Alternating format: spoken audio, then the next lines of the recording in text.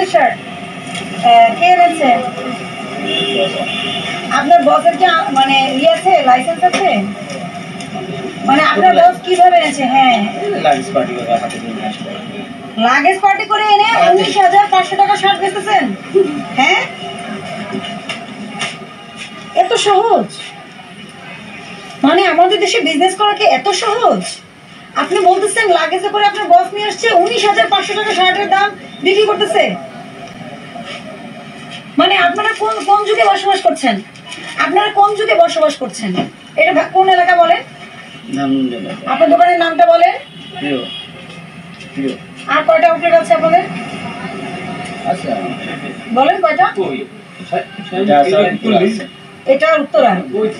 তা আপনার বস কি আসলে লাগেজে করে এটা এনে যেভাবে আপনি বললেন যত সহজ ভাবে, বিষয়টা কি এত সহজ?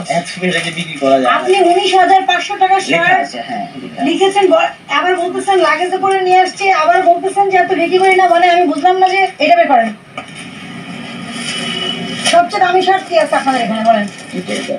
হ্যাঁ, 17,500 টাকা। হ্যাঁ, কত করে আনছে আপনার এই কাগজপত্র বের করেন? কত করে কিনে আনছে এবং কিভাবে আসছে এগুলো? লাগেজ প্রোডাক্ট আপনি বলেই দিলেন। আচ্ছা, এই ইয়ে করবো আপনাদের সবগুলোই মানে বস যা বিদেশে যে নিয়ে আসে পরে আপনারা বিক্রি করেন? লাগেজ আসে না ইম্পোর্টের মাল আছে? হ্যাঁ, কসমেটিক্সের আছে। তা উনি শুধু শার্টই আনে, আর কিছু আনে না? সবই আনে। কিছু কিছু আনা হয়, কিছু কিছু উনি কি এটা জানেন না যে এভাবে আনা যায় না? সব মাল তো আমরা লাগেজে একসাথে নিজের ব্যবহারের জন্য উনি আনতে পারে, কিন্তু বিক্রয়ের জন্য তো উনি এটা করতে পারে না। করা যায় না, তাহলে কেন করছেন? হাতে অল্প কয়টা না, সবগুলো বুকিং। অল্প কয়টা কোথায়? আপনার এখানে কত শার্ট? না, এগুলো আমরা বুকিং দেওয়া থাকে, ওখানে বুকিং আমরা ইয়ার করতে গিয়ে আমরা ছাড়াই নিই। কিভাবে ছাড়াই নেন? কেজি হিসাবে ইম্পোর্টার যারা সিএনএ প্লাস ছোটো আমরা সঠিক জানি না, বছরা জানি, আমরা এত কিছু জানি। আমরা যা বিক্রি করে আসছি, আমরা তো এত কিছু এত বছর সাথে আমরা তো এত কিছু কিন্তু আপনি এটা তো জানেন যে আপনার বছরের লাগেজ করে আনছে এগুলো 16,000, 17,000, 19,000 টাকা শার্টের দাম। এভাবে হয় না, এভাবে তো বিজনেস করতে পারবেন না। আমরা আসলে সঠিক জানি, আমরা বিক্রেতা, আমরা শুধু তো কর্মচারী।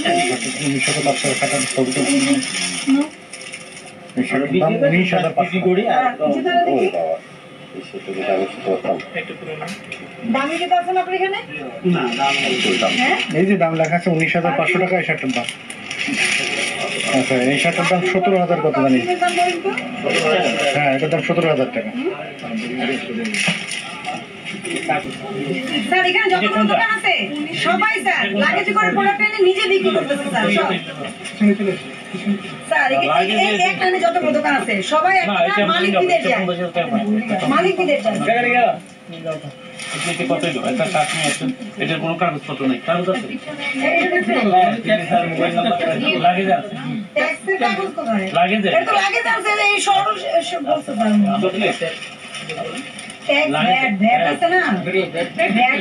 সেটা যেটা আপনি এখান থেকে দেন সেটা না, বিদেশি পণ্য আনতে হলে যে আমদানি আপনার থাকে সেগুলো 3250 টাকা এটার দাম বের করেন। এই যে প্রাইস দাম দিয়ে লাগাইছেন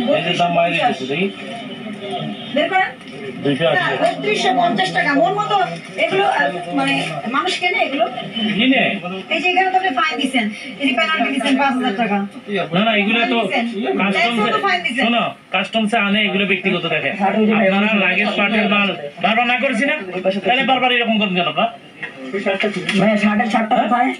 এই যে বারবার ভোগান্তি স্বীকার করেন, সবাই তো ফাইন করার জন্য। কি কি স্পেসিফিক অভিযোগে জরিমানা করা হলো? আমরা আজকে এখানে যে জায়গাটা আসলাম, এখানে দেখছি যে একই সাথে 4-5টি কসমেটিক্সের দোকান। ওনাদের সবার ট্রেড লাইসেন্স হচ্ছে জেনারেল স্টোর। তো এখানে কসমেটিক্স থেকে শুরু করে শার্ট, প্যান্ট এবং আপনার জুতা এরকম সবকিছু বিক্রি হচ্ছে। তবে সবচেয়ে বড় বিষয় হচ্ছে এখানে বেশিরভাগই দেখা যাচ্ছে যে মানে কর্মচারীদের ভাষ্য মতে যে মালিকরা বিদেশ যান, ওনারা লাগেজে করে এগুলো নিয়ে আসেন এবং এগুলো সেল করেন। আপনি দেখতে পেয়েছেন যে প্রোডাক্টগুলোর দাম কত বেশি এবং ওনারা প্রাইস গান ইউজ করছেন। ওনারা কিন্তু খুচরা বিক্রেতা।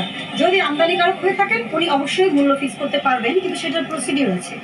ওনারা কি করছেন, সবার দোকানে প্রাইস গান আছে, সবাই প্রাইস গান দিয়ে এক একটা প্রোডাক্টের দাম মন মতো বসাচ্ছেন, দিয়ে আবার ওখানে লিখে রেখেছেন যে ডিসকাউন্ট আছে। তো আসলে এই বিষয়গুলো থেকে বের হয়ে আসতে হবে। আমরা সবাই যদি ভাবি যে আমরা বিদেশ যাব, আমাদের কত কেজি মাল আনতে পারি আমরা, সেটা আমরা নিয়ে আসলাম, নিয়ে এসে এটা দিয়ে আমরা বিজনেস করবো, একটা দোকান ভাড়া নিয়েই বাস হয়ে গেল বিজনেস, আসলে এটা কিন্তু সঠিক পদ্ধতি না।